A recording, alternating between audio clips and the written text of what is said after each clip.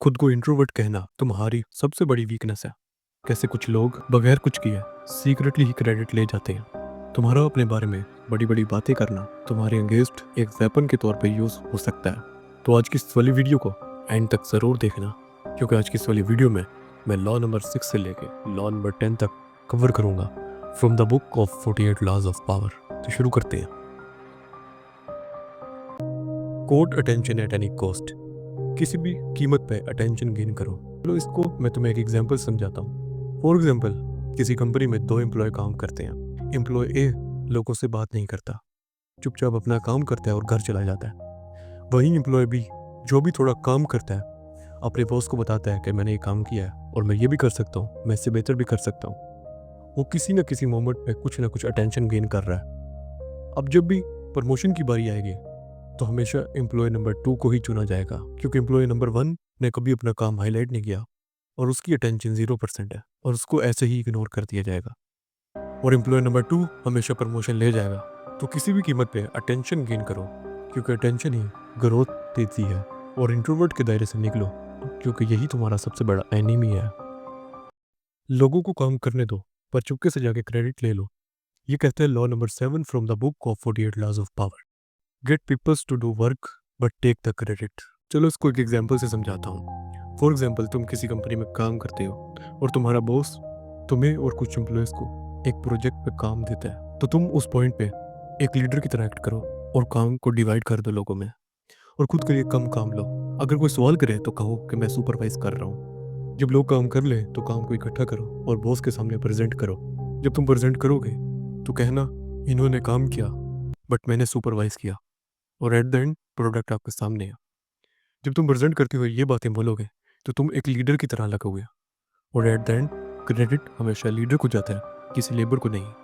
तो at the end तुम credit ले जाओगे। लोगों के पीछे भागकर अपनी एनर्जी वेस्ट मत करो, बल्कि लोगों को खुद तुम्हें चेज करने दो। ये कहता है law number 8 from the book of 48 laws of power. Make other peoples come to you, use bait if necessary. चलो इसको एक एग्जांपल से समझाता हूँ। फॉर एग्जांपल, तुम किसी कॉलेज में पढ़ते हो और वहाँ ट्रिप के लिए लोग डिसाइड कर रहे हैं और हर इंसान अपनी सजेशन दे रहा है। अगर तुम उस मोमेंट में उनके दरमियान में बोलोगे तो तुम्हारे वर्ड्स की कोई पावर नहीं होगी। तो बेहतर यही होगा कि तुम थोड़ा दूर रहो। जब लोग तुम्हारे पास आके पूछेंगे तुम्हारा क्या ख्याल है, तो उस मोमेंट पे जब तुम बोलोगे तो कंट्रोल तुम्हारे हाथ में होगा और तुम पावरफुल लगोगे। इसी तरह तुम किसी कंपनी में काम करते हो तो कभी भी जहाँ लोग सजेशन दे रहे हो वहाँ उसी मोमेंट पे सजेशन मत देना, बल्कि पास दो। जब लोग तुमसे पूछें तभी बोलो। यही तुम्हें अथॉरिटी देता है और तुम्हें पावरफुल दिखाता है।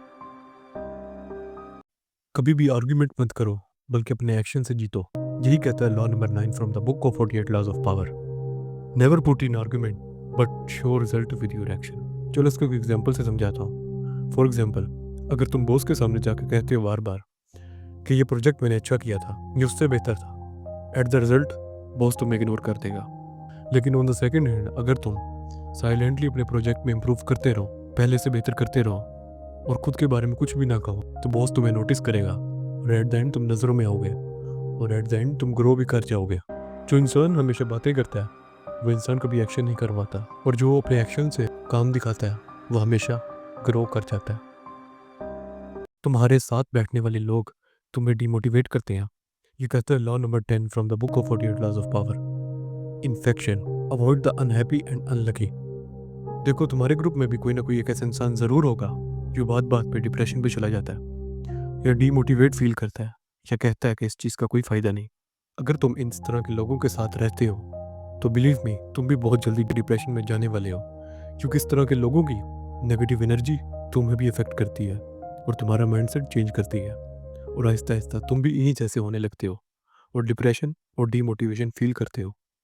तो जितना हो सके इस तरह के लोगों से दूर रहो और डिस्टेंस बना के रखो, क्योंकि ये लोग तुम्हारा भी माइंडसेट चेंज कर सकते हैं। तो ऐसे लोगों को अवॉइड करो और अपनी खुद की ग्रोथ पे फोकस करो।